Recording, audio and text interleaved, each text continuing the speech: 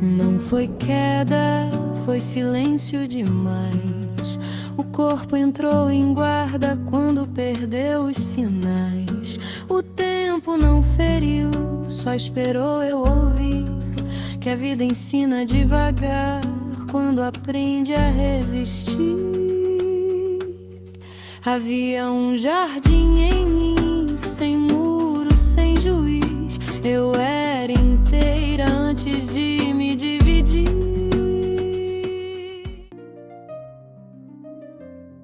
Sabe uma ideia que não me sai da cabeça desde que li o material que a gente recebeu? Qual? A de que as histórias mais antigas da humanidade, sabe? Aquelas que a gente aprende como mito, como religião, talvez elas sejam, na verdade, manuais de instrução. Manuais? Como assim? E se a história do Jardim do Éden, por exemplo, não for sobre um pecado original, mas sim, sei lá, uma descrição poética e incrivelmente precisa da nossa própria neurobiologia. A nossa análise de hoje mergulha a fundo nisso. A gente tem em mãos um ensaio que é denso, fascinante, da Teca Barreto, que faz exatamente essa ponte. Ela conecta o mito do Éden com a neurociência do estresse e a biologia do envelhecimento. É uma proposta que, de início, parece um salto enorme. Parece, mas os argumentos são muito bem construídos. E é esse o nosso objetivo aqui, né? Explorar essa hipótese que é, sim, provocadora. A missão é desmontar a ideia de vergonha como uma falha moral Certo. e reconstruir como um estado psicofisiológico, uma quebra no sistema. Vamos investigar como conceitos que parecem puramente simbólicos, paraíso, a queda, podem ser, na verdade, metáforas para estados de coerência e desregulação do nosso sistema nervoso. É uma tradução entre linguagens, então. A antiga e a moderna. Exatamente. Ok, vamos começar por essa palavra central, vergonha. Quando eu penso em vergonha, me vem aquela sensação horrível, sabe? De querer que um buraco se abra no chão, de ter feito algo errado e ser exposto. Sim, é um sentimento muito ligado à culpa. Totalmente. Mas o ensaio diz que a gente precisa ir mais fundo, certo? Para a raiz da palavra. No original da narrativa, a palavra usada é Bosch. Bosch? Isso. E Bosch não significava primariamente culpa ou remorso. O sentido era muito mais físico, mais estrutural. Era algo como confusão interna. Confusão interna. Isso, ou perda de integridade. E a tradução mais poderosa é colapso estrutural. Peraí, colapso estrutural. Isso muda tudo. Não é sobre se sentir mal por uma ação. É sobre o sistema inteiro perder a forma. Tipo as vigas de um prédio começando a ceder. Essa é uma analogia perfeita. Pense menos em um erro moral e mais num sistema que perdeu a organização, a coerência. Entendi. E é aí que a ponte com a neurociência fica evidente. Porque a ciência hoje descreve a experiência da vergonha exatamente como um gatilho potencíssimo para o nosso circuito de ameaça social. Que é quando o nosso corpo entende que a nossa posição no grupo está em risco. E isso, para nós, é uma ameaça de vida ou morte em termos evolutivos, né? Precisamente. E essa ameaça ativa o que a gente conhece como o eixo HPA. Hipotálamo, hipófise adrenal, o sistema de alarme de incêndio do corpo. Exato, é o alarme. A vergonha ou ameaça de exclusão social é como alguém puxando esse alarme com muita força. O sistema entra em alerta máximo. E o resultado de puxar o alarme é a liberação de cortisol, o famoso hormônio do estresse. Ele seria os bombeiros chegando na cena. Isso, o cortisol são os bombeiros, essenciais para apagar um incêndio pontual. O problema, como o ensaio detalha muito bem, é que ameaças ao nosso eu social, como a vergonha, são os gatilhos que mantêm o alarme soando sem parar. Os bombeiros nunca vão embora. Nunca.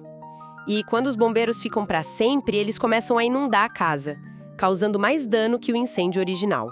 E essa inundação constante de cortisol tem consequências físicas, reais, mensuráveis, não é só um sentimento. São consequências severas.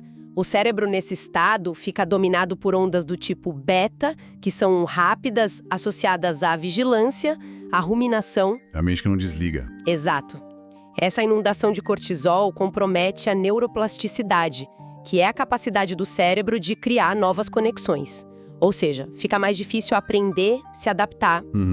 O sistema imunológico é suprimido, a capacidade de regeneração do corpo despenca. A vergonha, então, deixa de ser um sentimento abstrato e se torna o que o ensaio chama de mecanismo biológico de contração sistêmica. O corpo literalmente se encolhe, se fecha. Ele entra em modo de defesa prolongado. É o colapso estrutural em ação. Aqui é que a coisa fica realmente fascinante. Se a vergonha é esse estado de colapso, de casa inundada, o que seria o paraíso que vem antes dela na história? Como o ensaio descreve esse estado sem soar, sei lá, mítico, com anjos e harpas? A interpretação é puramente fisiológica. O paraíso não é um lugar. É uma metáfora para um estado de coerência neurofisiológica. Coerência? É a descrição simbólica de um organismo funcionando no seu estado ótimo, em homeostase. É a casa sem o alarme de incêndio disparado, sabe? As características seriam a ausência de autojulgamento, uma regulação emocional fluida e, o mais importante, uma integração profunda entre mente e corpo. É um estado de segurança, então. De segurança fisiológica, onde os sistemas do corpo operam em harmonia e o foco está no crescimento, na regeneração. Isso implica, então, que a queda, a expulsão desse paraíso, não é um castigo por desobediência. Essa é uma das maiores quebras de paradigma que o texto propõe. Totalmente. O ensaio propõe que a gente veja a queda como uma transição funcional. Não é um julgamento moral, é uma mudança de engenharia no sistema. Como assim? Imagina que seu computador estava rodando em modo de alto desempenho, com acesso a todos os programas criativos, de conexão, de aprendizado. A queda seria um momento em que um evento, a percepção de uma ameaça, o Bosch força o sistema a reiniciar em modo de segurança. A analogia do modo de segurança é ótima. Nesse modo, só as funções essenciais para a sobrevivência funcionam. A internet é limitada, os gráficos são básicos, tudo fica mais lento. E o sistema está o tempo todo escaneando por ameaças. Exatamente. Passamos do modo crescimento e regeneração para o modo ameaça e sobrevivência.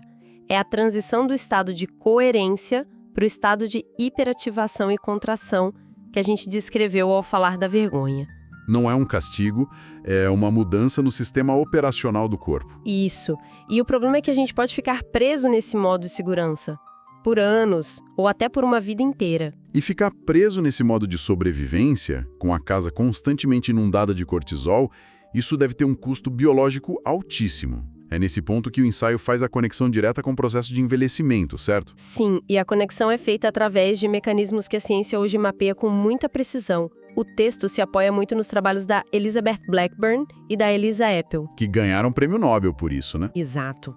Elas demonstraram de forma conclusiva como o estresse psicológico crônico, o nosso modo de segurança ativado por muito tempo, leva ao encurtamento acelerado dos telômeros. Ok, vamos parar um instante aqui. Telômeros. Já ouvi essa palavra 1000 vezes, mas a melhor analogia que eu conheço é a das pontinhas de plástico na ponta de um cadarço de sapato. É isso? É a analogia perfeita. Os telômeros são essas capinhas protetoras nas pontas dos nossos cromossomos. Cada vez que uma célula se divide, os telômeros encurtam um pouquinho. E o encurtamento deles é um dos principais marcadores do envelhecimento celular. Pois é. O que a pesquisa mostra é que o estresse crônico age como uma tesoura, cortando essas pontinhas muito mais rápido do que o normal. Nossa, e não para por aí, imagino. Esse estado de alerta deve afetar outras partes do sistema.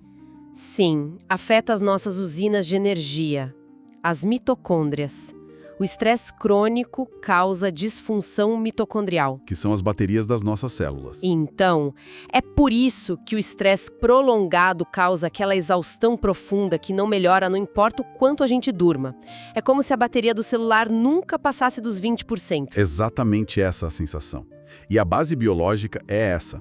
Menos produção de energia, de ATP, leva à fadiga celular, sistêmica. Some isso ao aumento da inflamação de baixo grau por todo o corpo. Que hoje é vista como a raiz de quase todas as doenças crônicas da idade. Exato. A queda simbólica se manifesta como um desgaste físico acelerado e bem real. Isso nos leva a uma reinterpretação radical da ideia de tempo. Na narrativa mítica, o tempo e a mortalidade são consequências da queda, quase como uma punição. Mas aqui o tempo ganha outro papel. O que é fascinante aqui é essa virada de chave. O ensaio propõe um conceito que chama de tempo pedagógico. A ideia é que o tempo por si só não é um agente causal do nosso declínio. Ele não é o vilão. Ele é o quê, então? O tempo é um amplificador do nosso estado interno. Explica melhor isso. Como assim, um amplificador? Em um sistema coerente, regulado no modo de alto desempenho, o tempo é um aliado. Ele favorece a maturação, o aprendizado, a regeneração. O corpo usa o tempo para se curar e se fortalecer. Certo. Agora, em um sistema desregulado, em modo de segurança crônico, o tempo simplesmente intensifica o desgaste que já está acontecendo. Ele acelera o processo de envelhecimento. Entendi. Portanto, o tempo não nos pune. Ele apenas reflete, como um espelho, a qualidade da nossa regulação interna. Ele é um professor, um pedagogo biológico, que nos mostra os resultados do nosso estado. Essa ideia é poderosa e um pouco assustadora, a noção de que o tempo não é neutro, mas ao mesmo tempo dá um senso de agência, de responsabilidade. O que me leva à pergunta crucial: se o diagnóstico está claro, estamos presos no modo de segurança, com o tempo acelerando nosso desgaste, o ensaio oferece um caminho de volta? Oferece. Existe uma forma de reativar o modo de alto desempenho? Existe. E o caminho proposto não é abstrato. Ele aponta para uma estrutura muito específica no cérebro como sendo a chave: a glândula pineal. A pineal.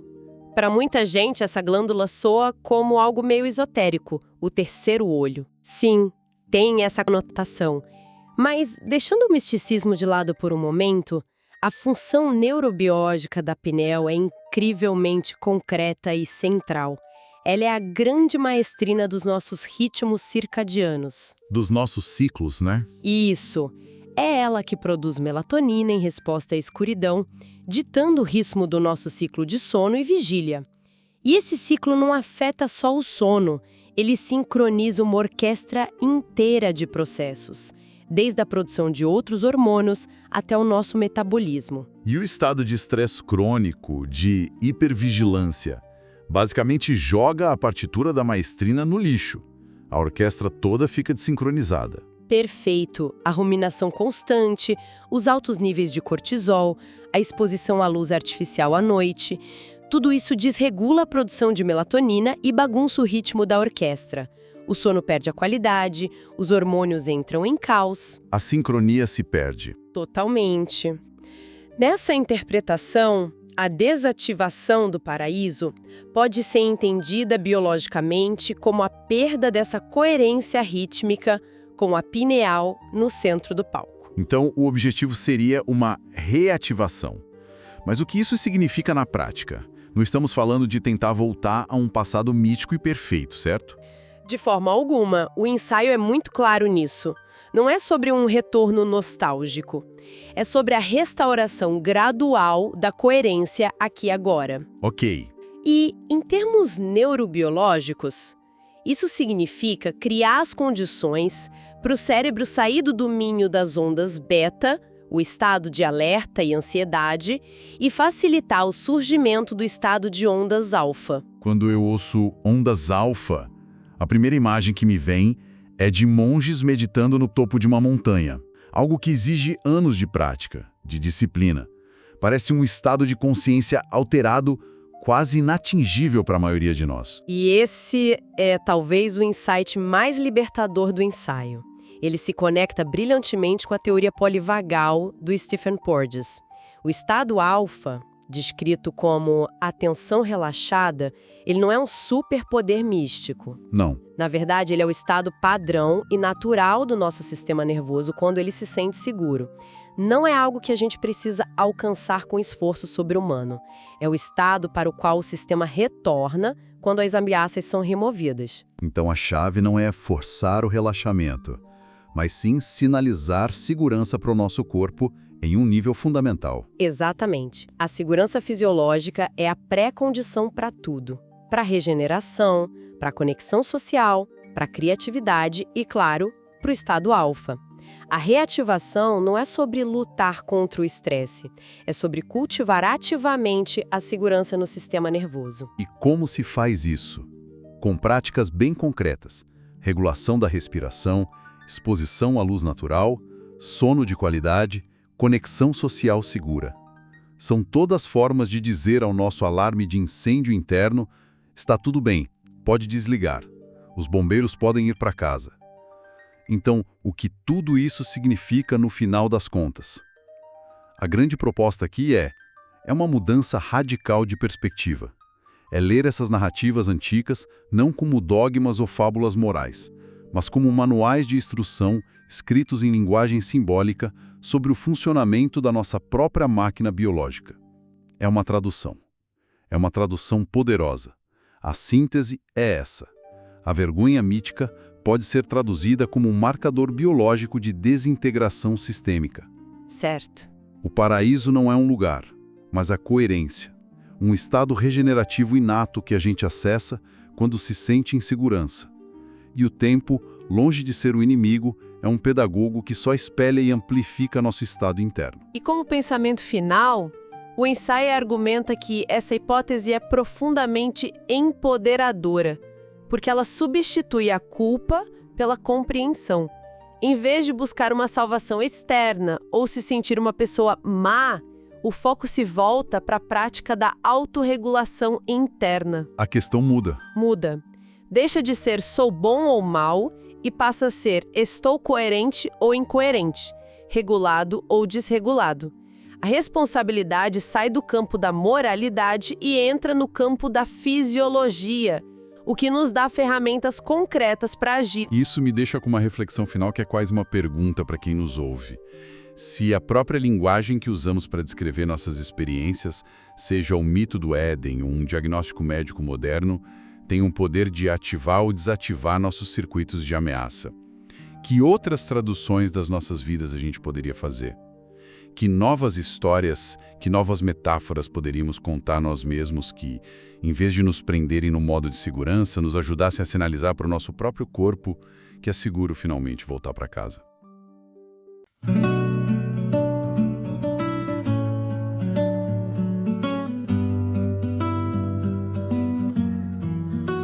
Não foi queda, foi silêncio demais. O corpo entrou em guarda quando perdeu os sinais. O tempo não feriu, só esperou eu ouvir que a vida ensina devagar quando aprende a resistir. Havia um jardim em mim, sem muro, sem juiz. Eu era inteira antes de me dividir. Nada quebrou, só desacelerou. O fio não partiu, apenas se ocultou. Quando o medo descansa, o pulso volta a florir. Não é milagre antigo, é o circuito vivo a agir.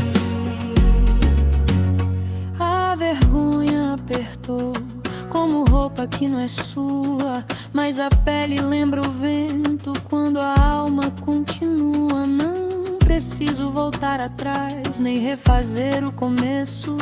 O agora se reorganiza quando eu solto o peso. O corpo entende antes do nome que eu dou. Quando me sinto segura, algo em mim ligou.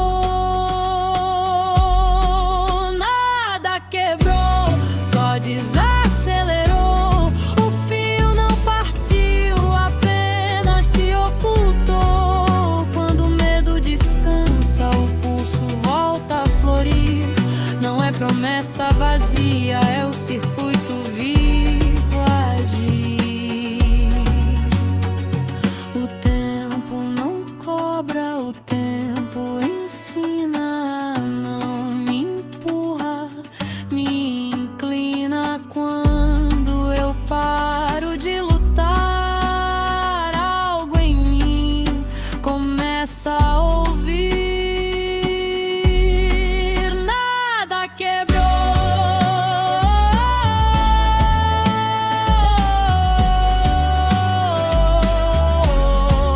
só esperou.